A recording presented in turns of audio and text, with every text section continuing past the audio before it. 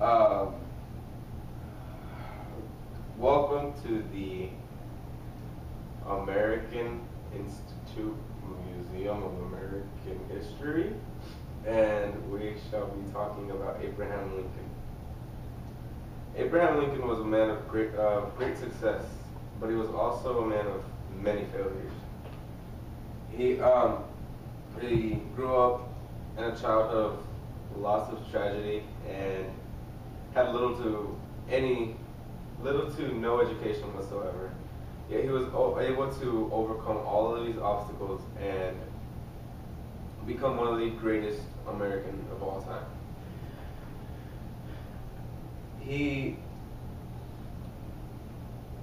This cabin here represents his childhood, in which he was born on February 12th, 1809.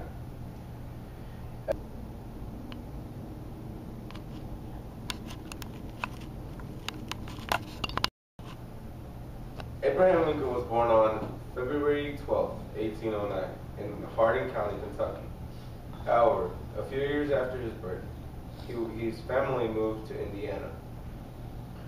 At age 9, his mother passed away, but his stepmother quickly took the role of his biological mother and urged Abraham to read.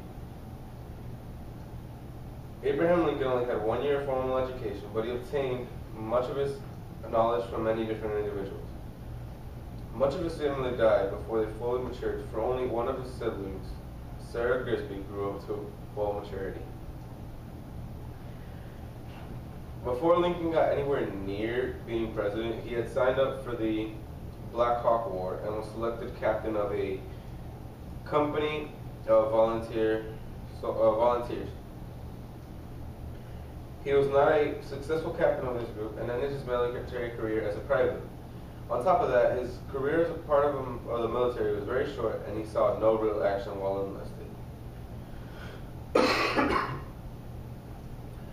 Other careers pursued by Abraham Lincoln were those such as a businessman and a lawyer in Springfield.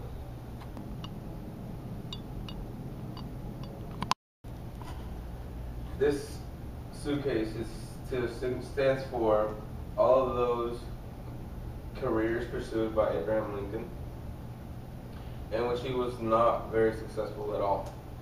As a lawyer, he was very impractical and temperamental to be a success. He did not enjoy being a lawyer, and did not enjoy helping a defendant, and did not even try to win the cases.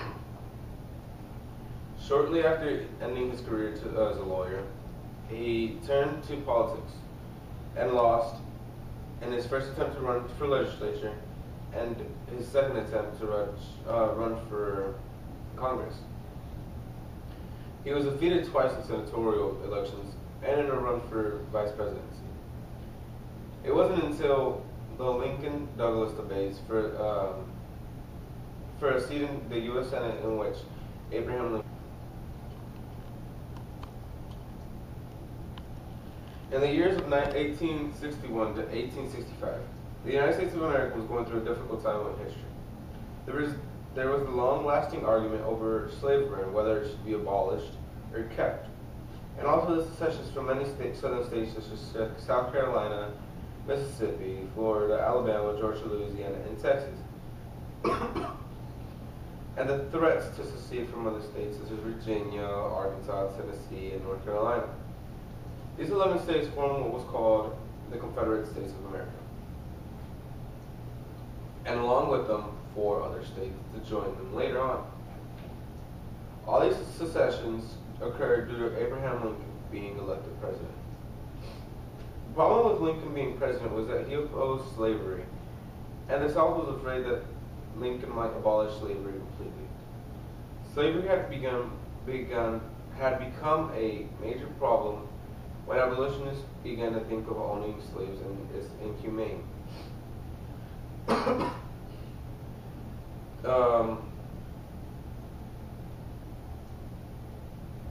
When Lincoln was elected president, many of the southern states were afraid that he would influence abolishing slavery a lot more. And in reality, his first inaugural address.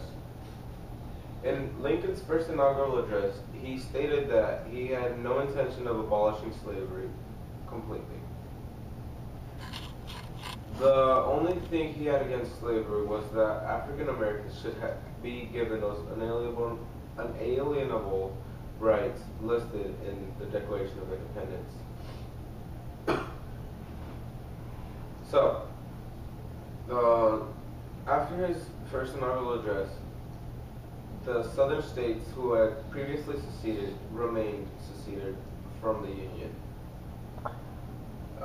Lincoln did not allow this at all.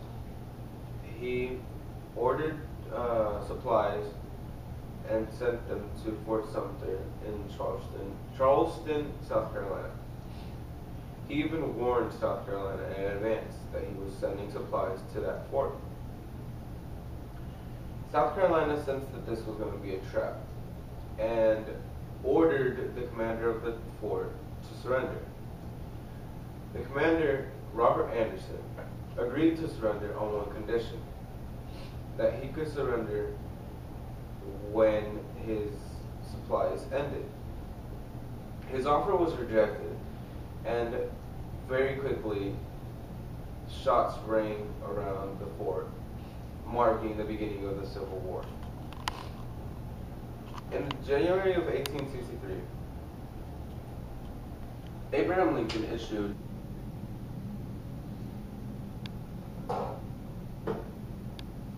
the Emancipation Proclamation.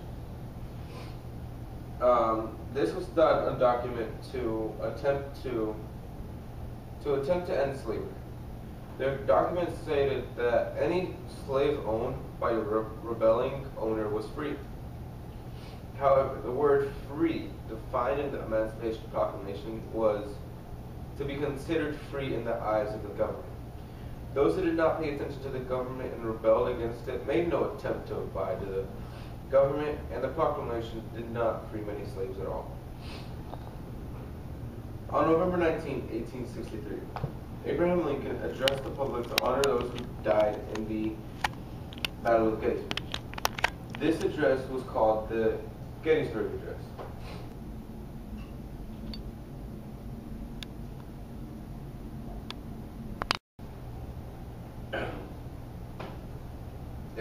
It was said to honor those who died for the Union in the Battle of Gettysburg.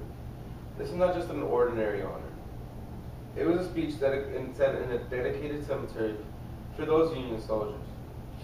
Although it was a very short speech and received little to any attention at all at that time, it was still considered one of Lincoln's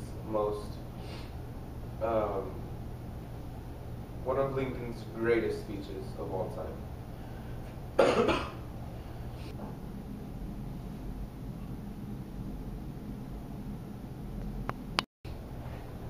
In November of 1864, Abraham Lincoln was re-elected president due to William Tecumseh Sherman's success in Atlanta. Because of this, Lincoln gained much popularity he had lost by vetoing a bill. He gave his second inaugural address on March 4th, 1865, and made it clear that he had no hard feelings toward the South. All he had in mind was to finish off everything and get back to where they were previously in history without all the conflicts. This speech was given just days before the Civil War ended at Appomattox Courthouse, and marked a great victory for the Union. A month after Lincoln's second inaugural address, Lincoln was attending a play in Ford's Theater and was assassinated by one of the actors.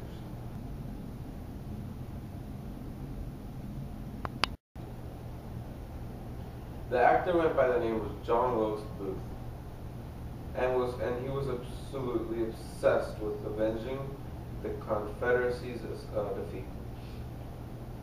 After his assassinating of President Lincoln, Booth escaped to Virginia, but was shot in a corner of a burning barn 11 days later.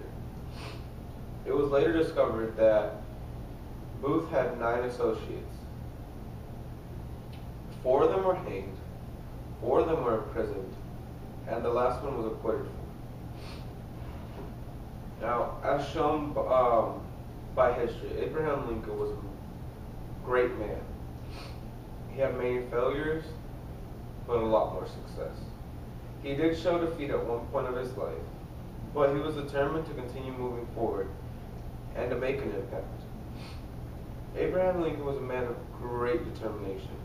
Although he had his struggles and had a hard time overcoming these obstacles, he found a way to overcome them sooner or later and become one of the, if not the greatest Americans of all time. And by this, we honor him by having him on our $5 bill and our penny. He has made such an impact on those of us who presently live in his death.